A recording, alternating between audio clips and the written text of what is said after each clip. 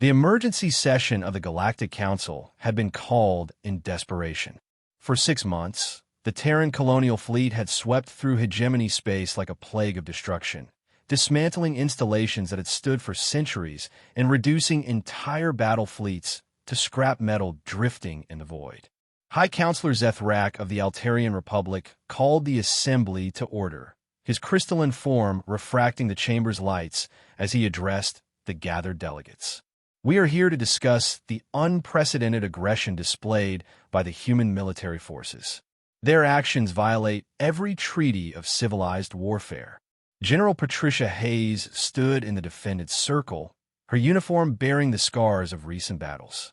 Around her, representatives of 17 different species murmured in their various languages, their translators working overtime to convert outrage into comprehensible speech. The Terran response has been disproportionate, continued Counselor Vex, then of the Mollusk Consortium, his tentacles writhing with agitation. The Korth hegemony's attack on Colony 7 was a minor border skirmish. Regrettable, yes, but hardly justification for this campaign of total warfare.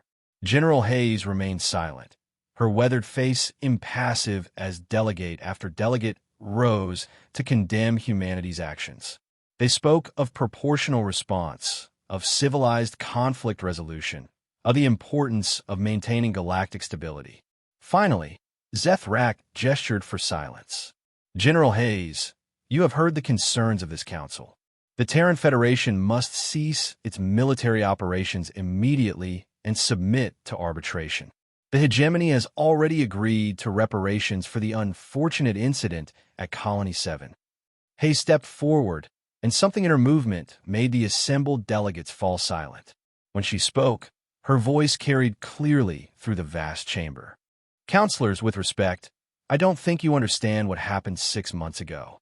She paused, her gray eyes scanning the alien faces around her. You keep calling it a border skirmish and an unfortunate incident. You speak of proportional response as if this were some trade dispute or territorial disagreement.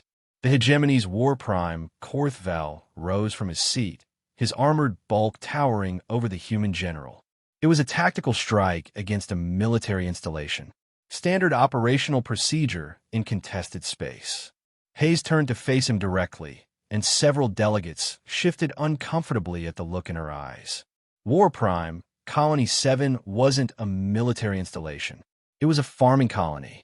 15,000 civilians, families, children, elderly settlers who'd spent their entire lives turning that rock into something beautiful. Her voice remained level, but something cold crept into her tone. Your tactical strike targeted the schools during morning classes. You hit the hospital during the night shift. You bombed the residential districts while families were having dinner. The chamber fell completely silent. But that's not why we're here, Hayes continued. Border raids happen. Civilian casualties, tragic as they are, occur in warfare. The council mediates, reparations are paid, and life goes on. She paused, letting the words sink in. You want to know why the Terran fleet has spent 6 months systematically dismantling everything you've built? War Prime Korthval's mandibles clicked nervously. Explain. Hayes smiled, but there was no warmth in it. You broadcast it. The attack on Colony 7. You recorded it, transmitted it across your networks, celebrated it as a great victory against the weak humans. Your citizens cheered as our children burned. The general's voice grew quieter, more dangerous. You turned the murder of 15,000 innocent people into entertainment. You made it a celebration. You attacked our home, and then you laughed about it. She looked around the chamber, meeting the eyes of every delegate present. Counselors, you speak of proportional response, but you misunderstand the situation entirely. This isn't a war between the Terran Federation and the Korth hegemony. This isn't about territory or resources or political influence. Hayes straightened to her full height. You attacked our home. You killed our families. And then you celebrated it. Her words fell like hammer blows in the silent chamber. What you're witnessing isn't disproportionate military action. It's an extermination. The silence that followed was deafening.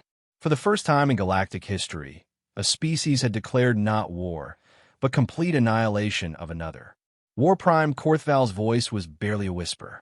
But the conventions, the laws of warfare, apply to enemies, Hayes said simply. You made yourself something else when you turned our grief into your entertainment. She turned toward the exit. The hegemony has 72 hours to surrender unconditionally. After that, we finish what you started. As the chamber doors closed behind the human general, the assembled delegates finally understood the difference between fighting soldiers and awakening something that had no intention of stopping until every trace of the enemy was erased from existence. Some lines, once crossed, can never be uncrossed.